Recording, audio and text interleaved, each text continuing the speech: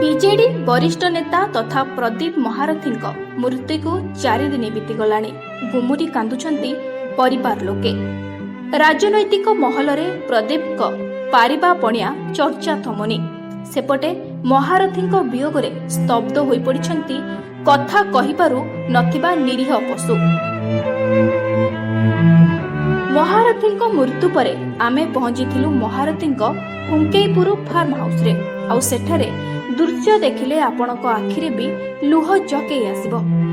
ମହାରଥୀଙ୍କ କୁକୁର ବ୍ରାଉନି ଓ ଟମିର ଆଖିକୁ ନିରୀଖି ଦେଖିଲେ ଆପଣ ଜାଣିପାରିବେ ମାଲିକକୁ ଝୁରି ହେଉଛନ୍ତି। ଖାଇବା ପିଇବା ଛାଡ଼ି ଚାହିଁ ରହିଛନ୍ତି କେତେବେଳେ ବାବୁ ଆସିବେ ଆଉ ସ୍ନେହରେ ତାଙ୍କୁ କୋଳେଇ ନେବେ।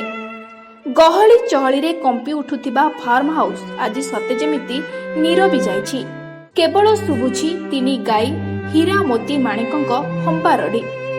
ଏହି ଯନ୍ତ୍ରଣା ଭରା ହମ୍ବାରଡ଼ିରେ ଭରି ରହିଛି ସ୍ନେହ, ଶ୍ରଦ୍ଧା ଓ ଅନାବିଳ ବନ୍ଧୁତ୍ୱର ମହକ। ଯେମିତି ମହାରଥୀଙ୍କ ହାତ ଆଉଁସାକୁ ଅପେକ୍ଷା କରି ରହିଛନ୍ତି ହୀରା ମୋତି ଓ ମାଣିକ। ଆଉ ଫେରିବେନି ମହାରଥୀ କି ଶୁଭିବନି ବଡ଼ ପାଟି।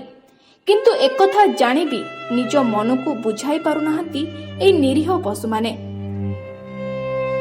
ଫାର୍ମ ହାଉସରେ ପହଞ୍ଚିଲେ ପ୍ରଥମେ ଏହି ଜୀବଙ୍କ ଖାଇବା ପିଇବା କଥା ପଚାରୁଥିଲେ। ଯେତେ ଯିଏ ଯତ୍ନ ନେଲେ ବି ମହାରଥୀଙ୍କ ବିୟୋଗକୁ ମାନିବାକୁ ନାରାଜ। କଥା କହିପାରୁନଥିବା ମହାରଥୀଙ୍କ ପରିବାର ଏହି ସଦସ୍ୟମାନେ।